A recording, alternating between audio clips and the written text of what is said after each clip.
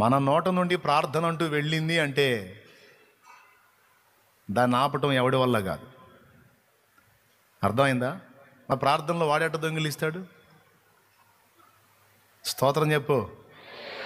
ప్రార్థనను దొంగిలించడు వాడు, మన విజ్ఞాపనలను దొంగిలించడు, కానీ ప్రార్థన గదిని దొంగిలిస్తాడంటే అర్థమైందా మీకు? అబ్బే, నువ్వు ప్రార్థించడానికి ఏ స్థలం అయితే ఎంపిక చేసుకుంటావో ఆ స్థలానికి నువ్వు వెళ్లకుండా ఆటంకపరుస్తాడు. అది రహస్యం. దానికి నీ మనసు కకావికలం అయ్యేటట్టు, కల్లోలం అయ్యేటట్టు, నీ మనసు అయిష్టంగా ఉండేటట్టు, రకరకాల ఫీలింగ్స్ వచ్చేటట్టు చేస్తాడు వాడు. అప్పుడు నువ్వు ప్రార్థించే గదికి నువ్వు వెళ్ళబుద్ధి కాదు. పెద్ద కుట్ర జరిగింది అక్కడ. ఎంతమందికి అర్థమవుతుంది నేను చెప్పేది? సూత్రం చెప్తున్నా, గుర్తుపెట్టుకో. నీకు ప్రార్థించబుద్ధి కాకపోయినా నువ్వు ప్రార్థన చేయొద్దు, కానీ ఆ గదికి వెళ్ళు. ఆ గదికి వెళ్ళు చాలు. నువ్వు ఎట్లా ప్రార్థన చేయవో నేను చూస్తా. నువ్వు చేయొద్దు నేను చేయను అనుకోనే పో. నువ్వు వెళ్ళి ఆ గదిలో కూర్చో, చతికిలబడి కూర్చో, మోకాళ్ళు కూడా లేదు, చతికిలబడి కూర్చో. దేవుడికి అదే చెప్పు, నాకు ప్రార్థన చేయబుద్ధిగా అట్లా నేను చేయనని కూర్చో. నువ్వు ప్రార్థన ఎంతసేపు చేస్తావు అంతసేపు ఒట్టిగా కూర్చొని రా.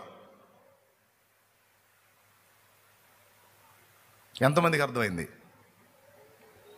ఏం అర్థమైంది? నువ్వు రెగ్యులర్గా ఒక గదిలో ప్రార్థన చేసుకుంటావు చెల్లి, అన్న, ఒక గదిలో ప్రార్థన చేసుకుంటావు నువ్వు. ఏవో ఇంట్లో కలతలు కానీ, లేదా పరిస్థితులు కానీ, వ్యాపారంలో నష్టాలు కానీ, మంచి కానీ చెడ్డ కానీ, లేదా నీ ఆత్మీయ జీవితంలో తొందరలు కానీ, ఏదో తేడా పడ్డావు, ఏదో ఒక దూషణ చేసావు, ఒక దెబ్బ కొట్టావు, ఏదో మైండ్ డిస్టర్బ్ అయింది. ఈ ఎఫెక్ట్ ఎక్కడ పడిద్ది అంటే ప్రార్థన గదికి బాబుద్ది కాదు. అవునా కాదా? ఎంతమంది ఒప్పుకుంటారు? మైండ్ ఫ్రెష్గా ఉండి భక్తి భావంతో ఉంటేనే ఎల్లబుద్ధి అయింది, లేకపోతే ఎల్లబుద్ధి కాదు. అవునా? అన్నం తినబుద్ధి కాదా? ఎన్ని గొడవలైనా అన్నం తినబుద్ధి అయింది. నిద్ర బాబుద్ది కదా? ఎన్ని గొడవలైనా నిద్ర బాబుద్ది అయింది. కానీ ప్రార్థన గదికి బాబుద్ది కాదు. చూడు, కుట్రా. నేను చెప్పే సలహా ఏంటంటే, ప్రార్థనను వాడు దొంగిలించలేడు, కానీ ప్రార్థన గదికి నువ్వు ఎంటర్ కాకుండా చేస్తాడు వాడు. అక్కడ కుట్ర చేస్తాడు వాడు. నేనంటాను ఏంటంటే, సరే ప్రార్థన చేయొద్దు, నేను చెయ్యను అనుకునే పో. ఆ ప్రదేశంలోకి పోయినప్పుడు అక్కడ దేవుడు నీ కొరకు ఉంటాడు, ఆయన చూసుకుంటాడు. ఇక నేను అందుకే లెగిస్తే ప్రార్థన తోటకు పరిగెత్తేది.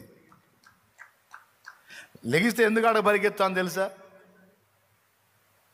ఆ ప్రాంగణంలోకి అంటూ ఎంటర్ అయితే తర్వాత కార్యక్రమం దేవుడు చూసుకుంటాడు. ఇక ఆయన ప్రదేశంలోకి అడుగు పెడితే ఆటోమేటికల్ లాగి కూర్చోబెడతాడు, కూర్చోరేడానికి.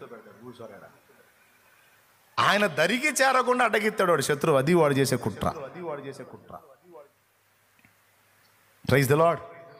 ఇంట్రెస్ట్ ఉంటే రాసుకో తల్లి, మమ్మ కాదు, పెద్ద జ్ఞాపక శక్తి ఉన్న దానిలాగా ఓవర్ యాక్షన్ చేయవక రాసుకోమ్మా, రాసుకోయ్యా. ఉపయోగపడిద్ది, జీవితకాలం ఉపయోగపడిద్ది.